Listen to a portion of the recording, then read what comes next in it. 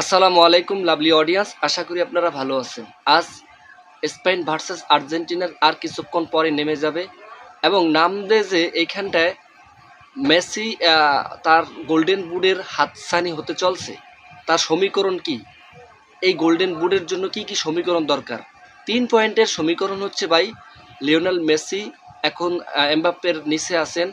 গতকালকে এমবাপ্পের দল ফ্রান্স দেন যে খেলাটা হয়েছে সেটা হচ্ছে অর্থবহ একটা খেলা এবং ওইখানে 6-4 গোলে এমবাপ্পেরা ঠগলেও এমবাপ্পের 2টি গোল হয়েছে এবং এমবাপ্পের গোল সংখ্যা হচ্ছে 10টি এবং 4 অ্যাসিস্ট। মেসির গোল সংখ্যা হচ্ছে 8টি, 4 অ্যাসিস্ট। এখন মেসির 2টি গোল দিলে কি সমান সমান হবে? ভাই সমান সমান হইলেও মেসি কিন্তু ওই এমবাপ্পের জায়গাতে পাবে না। মেসির অবশ্যই 2টি গোল দিতে হবে এবং একটা অ্যাসিস্ট দিতে হবে, তাহলে এমবাপ্পের উপরে চলে যাবে। তবে এইখানে চলতে হইলে আপনার পয়েন্ট নাম্বার 1 চলতে হইলে ওইখানে আবার 56 বা 57 মিনিটের আপনার পৌঁছাতে হবে, তাহলেই আপনার ওই এমবাপ্পে ধরতে পারবে। অ্যান্ড দেন সেকেন্ড নাম্বার হচ্ছে ভাই, মেসির হয়তো হ্যাট্রিক করতে হবে, মানে 3টি গোল দিতে হবে। যেমনিভাবে আলজেরিয়ার বিপক্ষে মেসি হ্যাট্রিক করেছেন প্রথম দিয়ে এবং শেষটা যেন হ্যাট্রিক দিয়ে শেষ হয়। এবং স্পেনের এগেনস্টে স্পেনও আবার দুরান্ত ভাই, মানে খুবই চ্যালেঞ্জিং একটা গেম।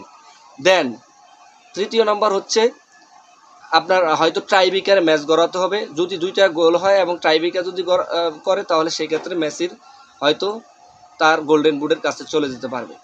তো মেসি কি আসলে হাতছানি করতেছে? আসলে মেসি এই ধরনের এগুলো নিয়ে কিছু ভাবতেছেন না। তবে লিওনেল মেসি একজন জীবন্ত কিংবদন্তি, এই সমস্ত এগুলো ভাবতেছে না। তার ক্যারিয়ারটা যেন শেষটা হয় সুন্দরভাবে এবং ব্যাক টু ব্যাক চ্যাম্পিয়ন্স হয়ে।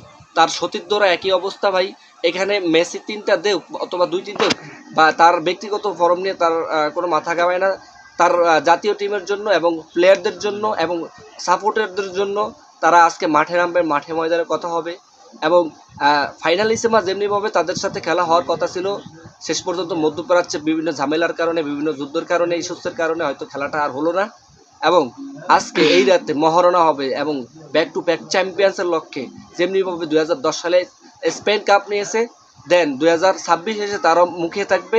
ভাই একটা 50-50% একটা গেম হবে, ফেভারেবল। আমি চাই যে আর্জেন্টিনা যেহেতু সাপোর্ট করি, শেষটা যেন ভালোভাবে কাটেন এবং লুসাইল স্টেডিয়ামে 2022 সালে যেমনিভাবে চ্যাম্পিয়ন হয়েছে ঠিক তেমনিভাবে মিড লাইফ স্টেডিয়াম ইন যুক্তরাষ্ট্র চ্যাম্পিয়ন হতে পারে।